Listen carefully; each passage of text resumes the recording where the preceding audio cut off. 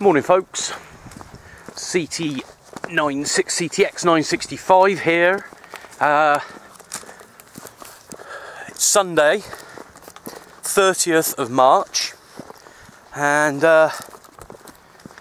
we're out in sunny Somerset for the Sunday DX and a bit of PMR 446, which is mainly what I'm concentrating on today. Was going to go to Wavering Down / Crook Peak, but I seen a message up on the Facebook from old Tom 1059 saying he was going to come over Batch, so slight change of plans, we've come over to Batch today. But it's always a good day on the Batch, whatever the weather, and it looks like it's going to be a good one. Sun's out, it's up there somewhere, but yeah, it's all good. Got a bit of extra kit with me today because I've had a lot of questions over the past week or so about PMR and CB working together. I don't know what sparked the interest, but I've had 6 messages through YouTube, and I've had a couple of people ask me on air as well. So I figured, let's do a video, and be much easier to show you rather than try and go through it all on a message through Facebook or something. It's just nah. I do have a habit of writing things and then reading them back after I've sent it and thinking, oh well, that's not what I meant. So I'm going to do a video. But there we go. We got the 10 metre pole, and we're going to run both modes on the one pole. So we'll catch you a bit further along the trail. I can't see any antennas on the top, so I don't think Tommy Boy's out yet. Mind you, has only just gone 10:30. But I like to get up early. Well, I don't like to get up early, but I like to get up on top of the hill early. I do like a lion, a lion and a cup of tea. But it's still pretty wet up here. I can't actually see because of the glare from the sun. There we go. It's still quite wet up here, but people have made their own tracks around it and stuff, so there's no need to walk through all of that. We'll just go up on the side here. It's a bit rocky, but it's all right. But yeah, Somerset has certainly had its fair share of rain over the past few months, and I fear it's going to be a long time before they're all fully back to normal, which is a shame, but they're muddling through and looks like they're on the right track. So we're going to head on up. Looks pretty quiet. It is actually Mother's Day today, but it's not something I have to worry about. So whole day to myself. Nice. So yeah, get up on the top, get set up, get a brew on, and wait for Tom, the old Tom. He's only coming from just down the road, so it shouldn't be too long. And we'll catch you back in a bit.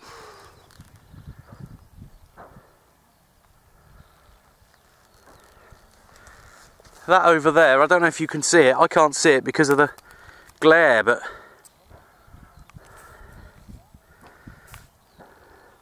real job to see. But if you can see the antenna over there, that's Pen Hill. That's the Mendip transmitter, which I'm sure many of you will know. But there we go. There's the old radio towers up there. And there's Beacon Batch Trig Point up there. See if we can zoom into it. If I can see it, there it is.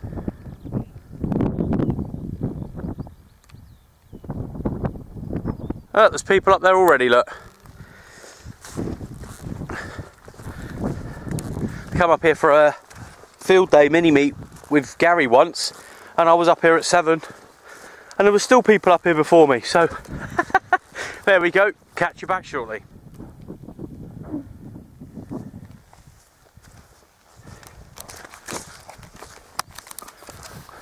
Whilst it's not particularly bad up here at the moment, I have seen it where that whole path is completely flooded right across from fence to fence, and I know we're always going on about safety and preparedness as a big part of becoming CTX, but even a little trip out on the hill in a nice sunny day, you don't know what you're going to encounter.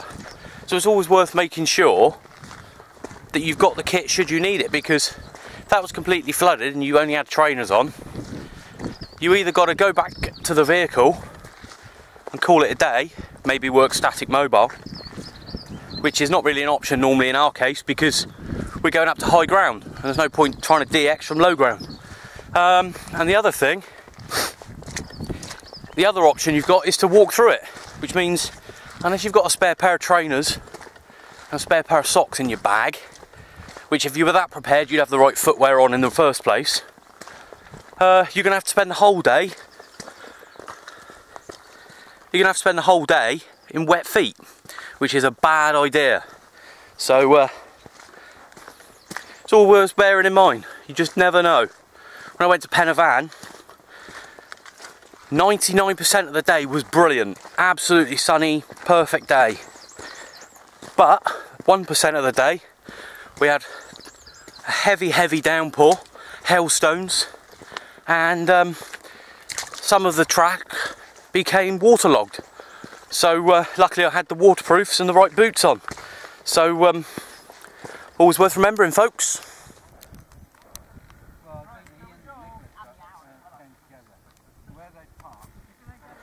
You never know what you're going to see up here. Right, we're up on the top. I'm just getting set up, but I've had a few questions recently about running a CB antenna and a PMR antenna on the same pole. Can it be done? Well, the simple answer is yes, depending on the antenna and the pole. What I'm going to look at today is the telescopic 10 metre fiberglass pole and a range of antennas that can all be run together on the same pole. Obviously if you're running something like an Antron Solarcon 99 or a Silver Rod or anything of that nature, like a home-based twig, you're going to need a much more stable pole. So you can't run any of those home-based antennas on a 10 metre fiberglass pole. It just isn't strong enough. So that's a totally different kettle of fish. But we're going to look at the fiberglass pole today. I've got here a couple of antennas for each mode, and we'll just have a look at those a minute. So we've got the Bazooka, very similar to the T2LT. They're both very similar. They both have a coax air choke or RF choke or ugly balun on them. Also got here a centre fed dipole, very simple, just a coax connector with two wires off each, one up, one down. So that's the other type of CB antenna. Any of those, Bazookas, T2LTs, centre-fed dipoles, off-centre dipoles, any of those wire-based antennas are fine to use on a telescopic pole. The PMR is a totally different kettle of fish, and we'll come on to that next. Okay, sorry about that, I had to cut that in the middle there. I had amateur radio person come over and say hello. Friendly guy, very friendly. So that's the third one I've met now out of about 100 that's been friendly, so wicked. Anyway, on to the topic in hand. I've got here a Sirio CX440. It's a PMR home base antenna. It's the base model. They do two others, I believe, and they come with ground planes, but for portability, lightweight, this is great. It's aluminium. The heaviest bit of it is that bracket. That's really heavy, but yeah, we'll be having a look at doing something with that. And I've made a collar there, you can see it there. So just a slip-on collar. That fits both my aluminium 20-foot mast, and it also fits the 10-metre pole, which means I don't have to keep undoing that, I don't have to bring spanners, and I don't have to worry about losing the nuts and the washers on the hill. So you'll see how that works in just a second, but it makes it much easier to slide on and off. I've had people tell me that by not bolting it to a metallic post, it's going to affect the results, but I've had nothing but good results from this. I took it up with me to Clee Hills, and the contacts were just pouring in, so I can't say I've noticed any detrimental effects. I've also brought with me what I call the pocket dipole. Very simple connector there, SO239, two posts, one up, one down. You can run it horizontal or vertical, doesn't make any difference to it, I've tried it. And the advantage of that is it's lightweight, and it doesn't catch the wind as easily as that one. So yeah, it's very good, very pleased with it. Now the only difference between the telescopic pole and the metal pole is you can't run wire antennas on a metal pole because it just screws it up. So if you're going to run a wire-based antenna of any variety, you want a non-conductive pole.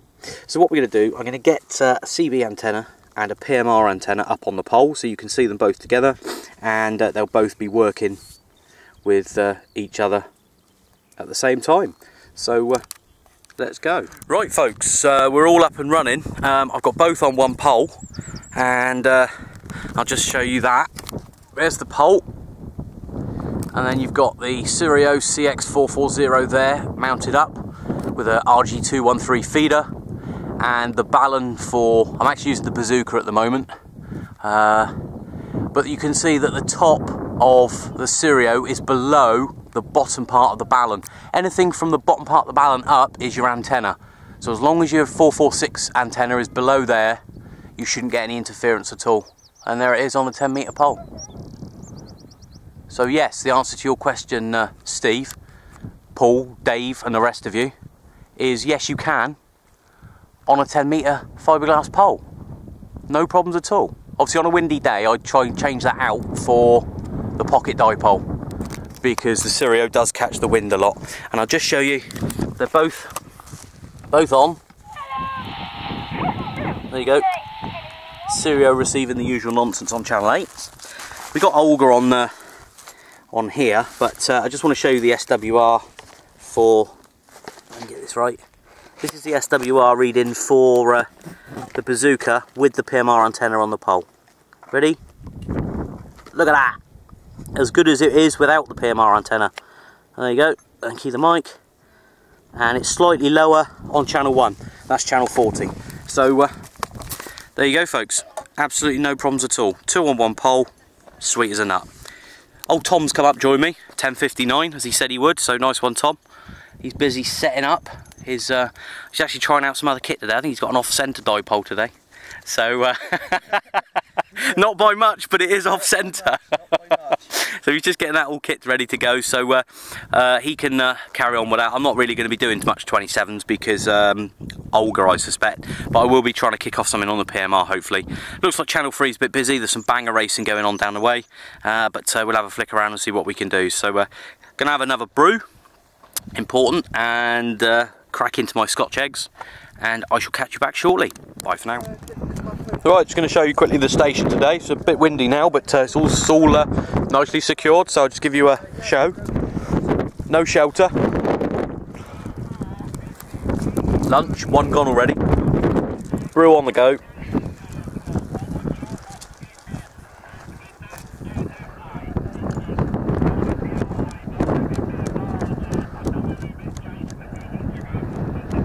And then we got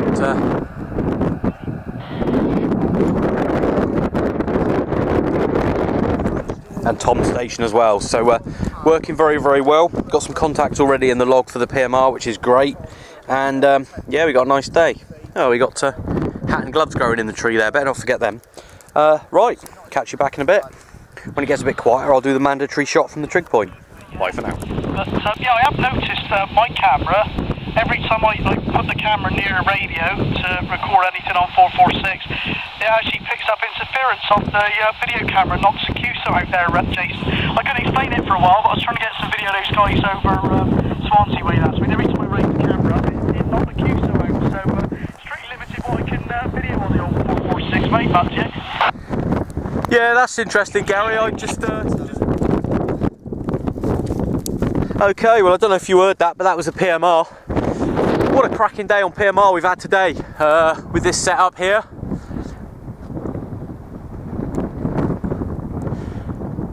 Fantastic. We started at 12 o'clock.